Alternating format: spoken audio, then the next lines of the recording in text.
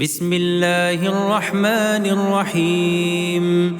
تبارك الذي بيده الملك وهو على كل شيء قدير، الذي خلق الموت والحياة ليبلوكم أيكم أحسن عملا وهو العزيز الغفور، الذي خلق 7 سماوات طباقا ما ترى في خلق الرحمن من تفاوت فارجع البصر هل ترى من فطور ثم ارجع البصر كرتين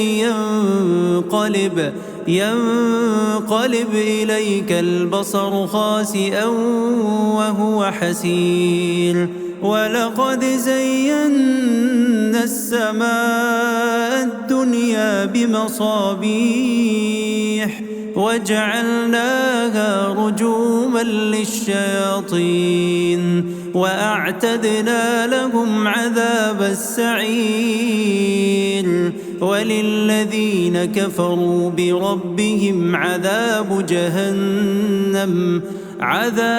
جهنم وبئس المصير. إذا ألقوا فيها سمعوا لها شهيقا وهي تفور تكاد تميز من الغيظ كلما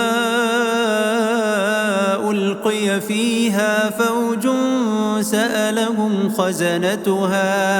سألهم خزنتها ألم يأتكم نذير؟ قالوا بلى قد جاءنا نذير فكذبنا وقلنا ما نزل الله من شيء إن أنتم إلا في ضلال كبير. وقالوا لو كنا نسمع أو نعقل ما كنا في أصحاب السعير، فاعترفوا بذنبهم فسحقا لأصحاب السعير. إن الذين يخشون ربهم بالغيب لهم مغفرة وأجر كبير. وأسروا قولكم أو اجهروا به إنه عليم بذات الصدور. ألا يعلم من خلق وهو اللطيف الخبير. هو الذي جعل لكم الأرض ذلولا فامشوا في مناكبها وكلوا من رزقه وإليه النشور. أأمنتم من في السماء أن يخسف بكم الأرض فإذا هي تمور، أم أمنتم من في السماء أن يرسل عليكم حاصبا فستعلمون كيف نذير. ولقد كذب الذين من قبلهم فكيف كان نكير. أولم يروا إلى الطير فوقهم صافات ويقبضن ما يمسكهن إلا الرحمن إنه بكل شيء بصير. أمن هذا الذي هو جند لكم ينصركم من دون الرحمن إن الكافرون إلا في غرور. أمن هذا الذي يرزقكم إن أمسك رزقه بل لجوا في عتو ونفور.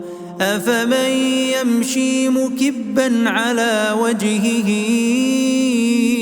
أهدى أمن يمشي سويا على صراط مستقيم قل هو الذي أنشأكم وجعل لكم السمع والأبصار والأفئدة قليلا ما تشكرون قل هو الذي ذرأكم في الأرض وإليه تحشرون ويقولون متى هذا الوعد إن كنتم صادقين قل إنما العلم عند الله وإنما أنا نذير مبين فلما رأوه زلفة سيئت وجوه الذين كفروا